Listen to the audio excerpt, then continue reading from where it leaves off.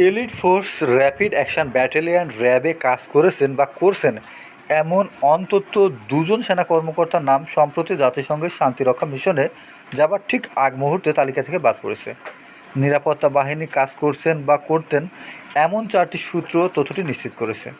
দায়িত্বশীল সূত্রগুলো জানায়, ওই সেনা কর্মকর্তাদের শান্তিরক্ষা মিশনে পাঠানোর জন্য নিজ নিজ ইউনিট থেকে প্রত্যাহার করা হয়েছিল, কিন্তু পরবর্তীতে মিশন না পাঠিয়ে তাদের আবার নিজ নিজ ইউনিটেই ফেরত পাঠানো হয়েছে। তাদের একজন হলেন লেফটেন্যান্ট কর্নেল মশিউর রহমান জুয়েল।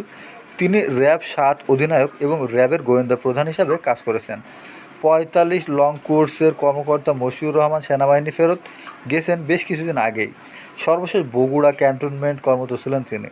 অন্যজন হলেন বর্তমান র্যাব 7-এর অধিনায়ক lieutenant colonel Mahbubul Alam. Lieutenant colonel Mahbubul Alam তিনি মশিউর রহমানেরই কোর্সমেট, তবে 46 বিএমএ লং কোর্সে তিনি কমিশন পান। মশিউর রহমান জুয়েলের সঙ্গে 18 জুন যোগাযোগ করা হলে তিনি কথা বলেননি, তবে মাহবুবুল আলম বলেন এটা একটা রুটিন প্রসেস, এটা সিনিয়রদের ডিসিশন।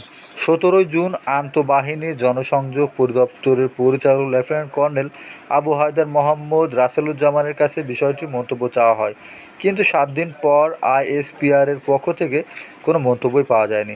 এদিকে একজন কর্মকর্তার নাম প্রকাশ না করার শর্তে তিনি বলেন, তাদের দুজনকে মিশনের অংশগ্রহণের জন্য ক্লোজ করা হয়েছিল, তবে কী কারণে তাদের আবার নিজ নিজ ইউনিটে ফেরত পাঠানো হয়েছে তার বিস্তারিত তিনি জানেন না।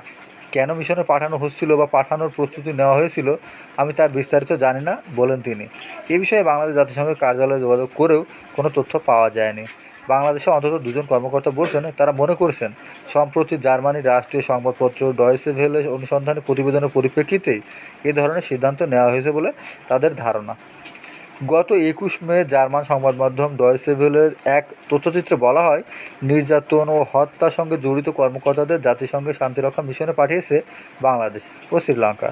ডয়েচে ভেলে তথ্যচিত্র প্রচারিত হওয়ার পর আইএসপিআরের পক্ষ থেকে 25 মে 2024 জানানো হয়, অতি সম্প্রতি ডয়েচে ভেলে কর্তৃক tourism development as UN cricketer শিরোনাম প্রচারিত ডকুমেন্টারি বা তথ্যচিত্রে জাতিসংঘের শান্তিরক্ষা মিশনে নিয়োজিত বাংলাদেশি সেনাবাহিনীর সেনা সদস্যদের নিয়ে একটি বিভ্রান্তিমূলক প্রতিবেদন উপস্থাপন করা হয়।